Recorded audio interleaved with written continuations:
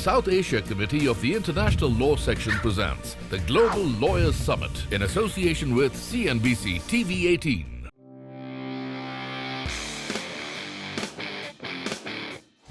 Organized by the South Asia Committee of the International Law Section in partnership with CNBC TV 18, the Global Lawyers Summit gathered diverse stakeholders to explore varied legal themes.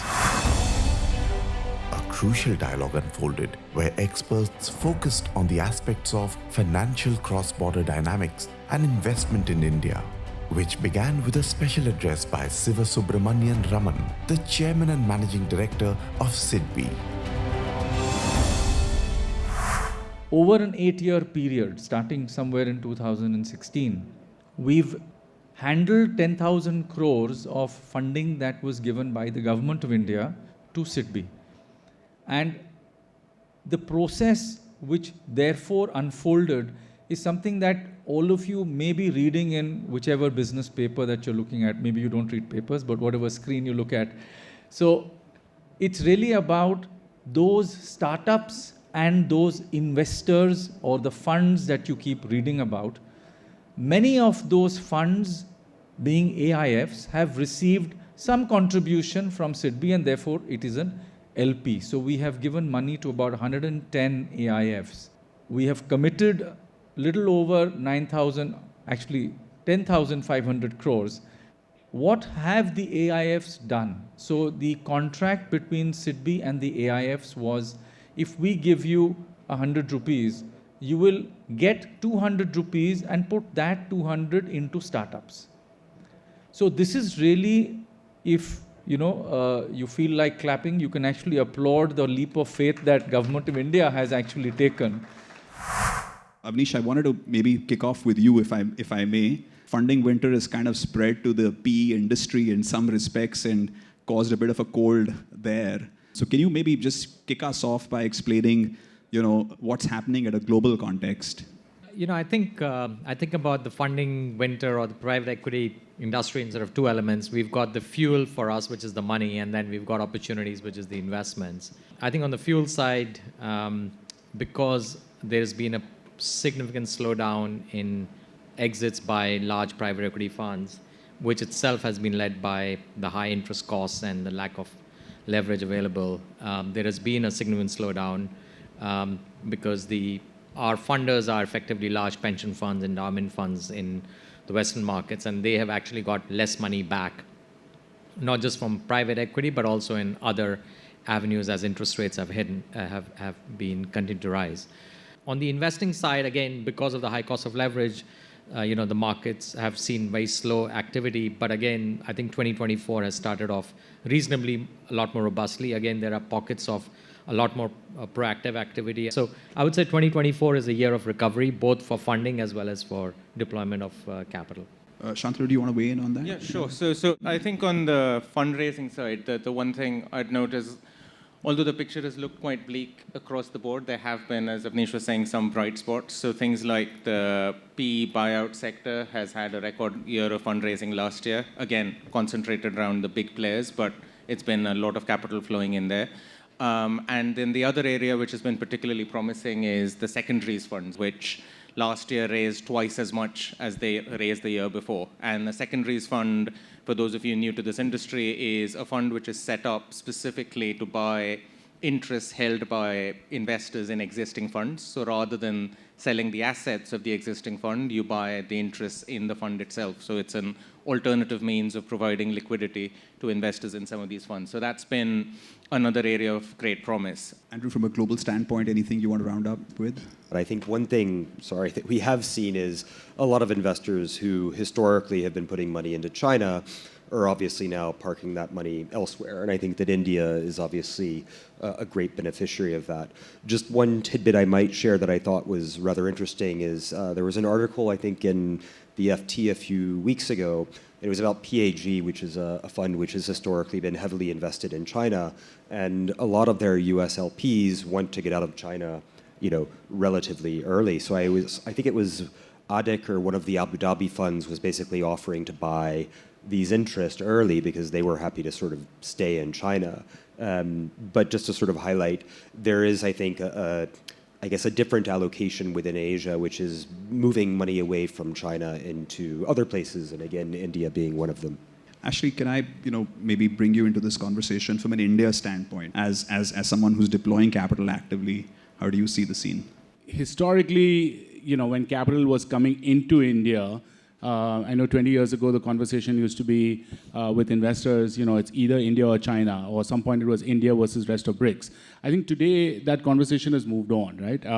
Today it is, every investor looks at India as a separate decision. And some of it may also, actually the biggest competition that we face is actually people wanting to invest back in the US itself. So the comment that Avnish made about interest rates, etc., it's an interesting time that you're actually competing with the US themselves, where they're looking at what's risk-free or risk-adjusted return, where India sort of stands. But that being said, India clearly is at a bright spot. Thank you, ABA, Thanks, India Committee.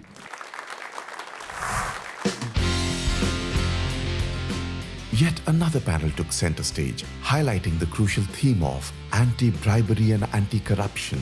Different approaches, different perspectives, different outcomes. And I'm going to open the floor with starting with Anushri to tell her about her experiences. Two aspects that we've seen over the years. One is where companies have an open inclusive policy or an open inclusive culture, these complaints usually go up through the management level, through appropriate channels, whether it's to HR or the general counsel or whoever, where people have some sense of comfort within the organization that it'll be handled sensitively and it'll be handled independently. Where whistleblower complaints come up, largely what we've seen are anonymous complaints. Shujat, is the experience different for you? No, definitely one in terms of the the tone at the top, the culture and all. I think the conversation level have significantly gone up. Right? That is one bigger trend what we've seen several years. And of course, the ESG aspect is also pushing the whole stuff. I mean, if you see the vendor diligence processes or even from a transaction diligence aspect, I think this has become one of the significant element for a major decision making. That also has put a focus, and consequently the ethics and compliance programs have to be strengthened, and ABAC policies and all these things is coming into the significant light, and that brings the whole awareness and the training and sensitization. I mean, I'm going to shift the gears and move to Mr. Jalundwala. How are you managing and what are you doing to ensure that you don't face such complaints? One, I will tell about this formation of the policies, which is very important. Say we have a whistleblower policy from 2014 onwards. We have anti-corruption, anti-bribery policy later. But what happens? Okay, suppose we have a policy. It is only on paper, then it will not serve the purpose. Awareness is very important. See, if you have a policy and the employees, they are in huge numbers, like 50,000 plus. If they are not aware where to approach, what to do, how to do, then the real transparency will not come into picture. Jenny, when you receive a complaint from a client, how do you go about with the investigation plan? If a company faces a whistleblower complaint, so the first thing you need to do is to make sure that you're aware of which international touch points you might have and what implications that might have.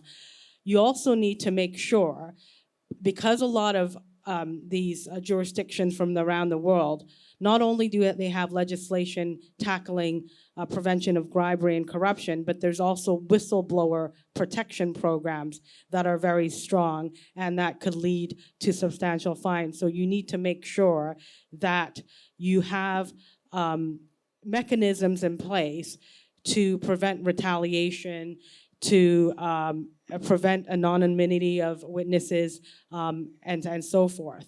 Thank you so much for being here.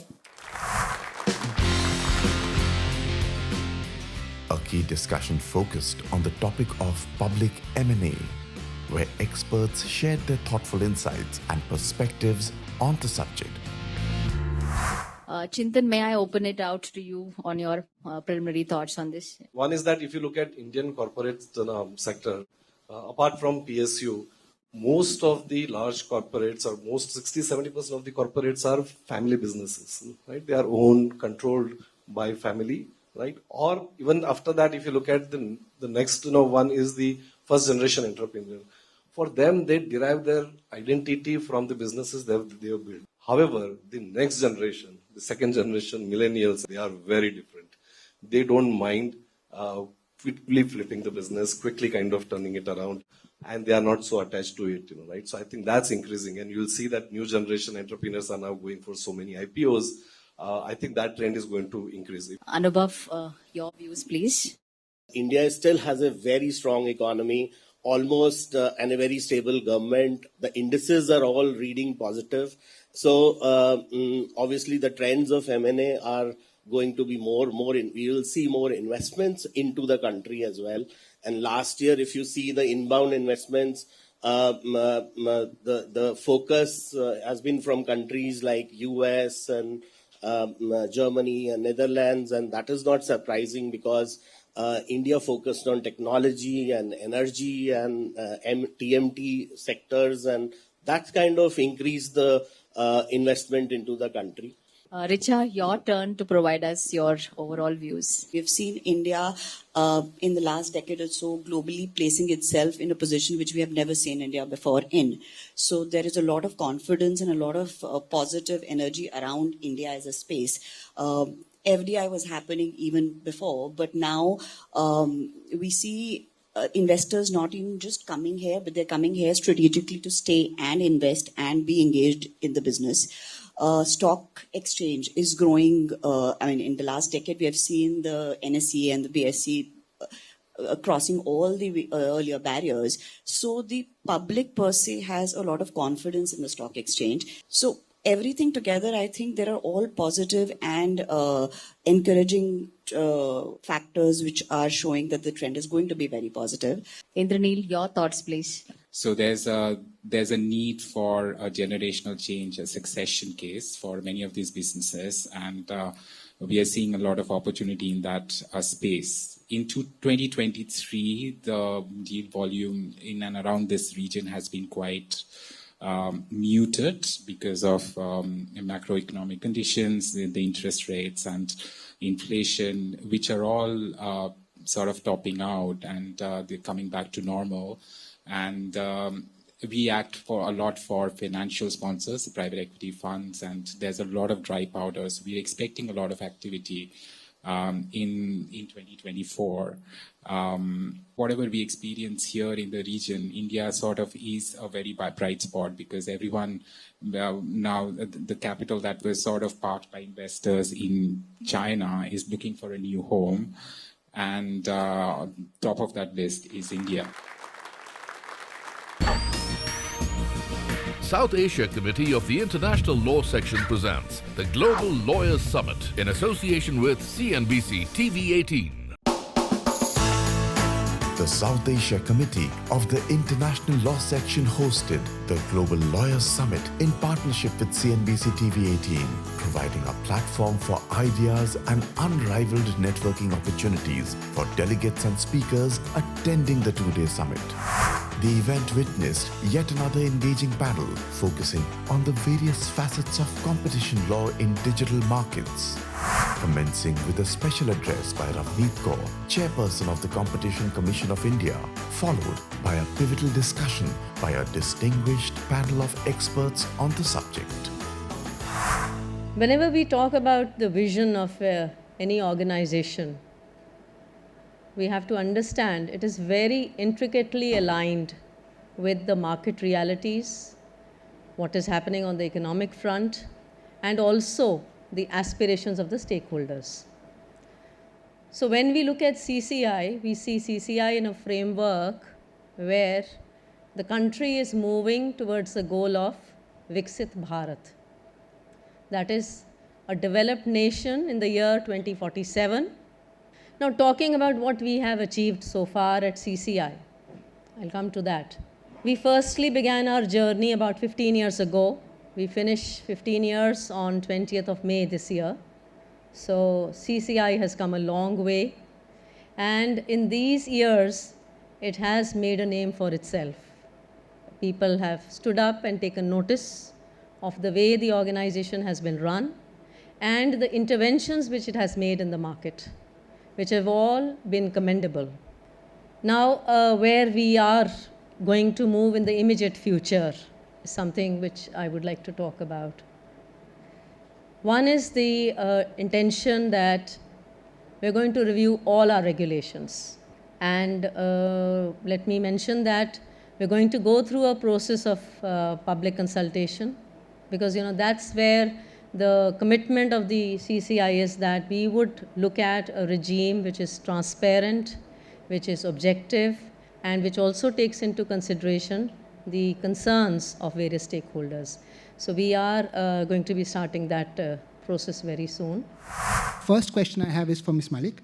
Ma'am, from your experience in this space, how do you think the data and platform dynamics influence the application of traditional competition law principles in digital markets? The economics of these markets are such that it is the businesses are interdependent on the platform, and these interdependencies are such that businesses as well as consumers gain a lot of advantages. However, the economics of these markets are such that it has resulted, and there is no way that it could be a more market with many players. So it has resulted in setting up cohorts of intermediaries who have yielding a lot of economic power. Dr. Bhattacharya. The Digital Competition Bill sets out a number of obligations, such as the obligation for fairness and transparency, which I think will have significant impact in terms of how data is used. Because one of the challenges that digital markets has brought to us is the fact that we do not know, as consumers or business users, we do not know how data is being used by big tech because of the black box that is the algorithm. So fairness and transparency, those kind of obligations might allow business users and end users to understand how their data is being used. Kanishk, for you, we've seen the CCI act quite regularly in the digital space. How does this sort of regulation impact the way that you as a company in the space conduct business? The first thing that I would like to point out is that generally looking at digital market, or even looking, if you look at big tech, we should not put all of them in the same bucket, right? It's not a monolith. There's a huge variety when within that grouping. And what, at least from what we appreciate in coming from the mobility space, we really appreciate how in India at least, the regulator has taken all facts into account, any investigation or any case. It would be an understatement to say that we consider competition law in all of our decisions. It could be launching of a new product, or entering into a new transaction, or just a simple business contract, right? In all of those things, competition analysis is carried out. Of course, companies like ours have centralized teams who do it across the globe. Most companies today are using technology fairly significantly in their operations, even if they're not tech companies in the standard sense. In that context, how would you view antitrust enforcement impacting your business and the technological aspects of your business? What we at WeWork are also doing is that we are trying to see how best can we cater to a consumer's requirement by probably keeping their office workspace at a click away, right? Whether they want to take up a space in a co-working space or a flexible space anywhere across, and also trying to cater to other needs of the customers where we want to be a one-stop shop for everything. There are quite a few things that we are trying to do for our customers, and we're becoming innovative. We are also trying to come up with digital ways of probably companies trying to look at their spatial analytics, right? How productive are their teams? Are they really going to come to office? So these are things that we are innovating. Thank you everyone for attending, and thank you to all the panelists for an enriching and enlightening session. The summit hosted an insightful panel to shed light on the theme of collaborative innovation and intellectual property, navigating investments and strategic partnerships, where experts shared their diverse views on the topic. I'm going to ask the first question to Purnima. Purnima, what factors would companies need to keep in mind while structuring tech-related partnerships? Number one is license arrangement versus SaaS. It's a key one. There are many issues. The key one being how much control let's assume that I'm the company that is I'm a service recipient. So the question then is, how much control do I want? Do I want it on-prem? Do I want it on my cloud? Is it okay if it's hosted on somebody else's cloud? Do I have the capability to maintain it? Do I have the capability to update? Do I have the capability to take care of cybersecurity requirements? All of that. So the first question always is license versus SaaS, and that really determines the structure of everything else. So we've seen the EU has adopted the first AI Act. So how is this AI Act, going to impact cross-border collaborations when it comes to using artificial intelligence? If you could throw some light on that. The exponential emerging technologies which are coming, not only AI, of course, the industry 4.0 manufacturing is happening from man to machine. It is a machine to machine manufacturing happening, Internet of Things, 3D printing, and lot of data-driven manufacturing, marketing, fintech, everything where you have a lot of digital databases. And this data protection is important, considering that they come out. So now, everything is run by artificial intelligence. Christopher, how do you advise your businesses in structuring strategic partnerships from an IP perspective? As an Indian partner, what is it that you are going to firstly need the IP for? What are the terms on which you're going to get the IP? So how is the foreign partner going to monetize that IP in India? Is it through a separate license agreement or technology transfer? And if that's the case, what are the license terms? Secondly, in terms of IP that's developed by the JV, how are you going to treat that? So, I mean, we can get into all of that, but basically the point is that as a lawyer, you have to ask these very basic questions. I would like to thank the panelists for this insightful discussion, and thank you for your time. South Asia Committee of the International Law Section presents the Global Lawyers Summit in association with CNBC TV 18.